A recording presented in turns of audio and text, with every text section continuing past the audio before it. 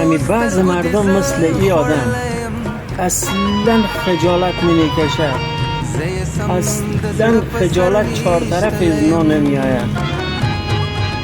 فقط تفرقه بنداز، به افغان بگو افغان، به زارا بگو ای، به او بگو او، شرم کو، خجالت بکش. ایف نام دکتر که سرت ماندگی است، ایف نام فرید احمد دکتر احمد فرید فروتن. و خدا اگر به جای تو می بود، اگه خور به تیک تاک نشان می دادم، تو فراری، تو از ما بدتر فراری، تو خجالت بکش، شرم بکن، تفرقه ننداز بین مردم، خاک به سرت کل مردار شود.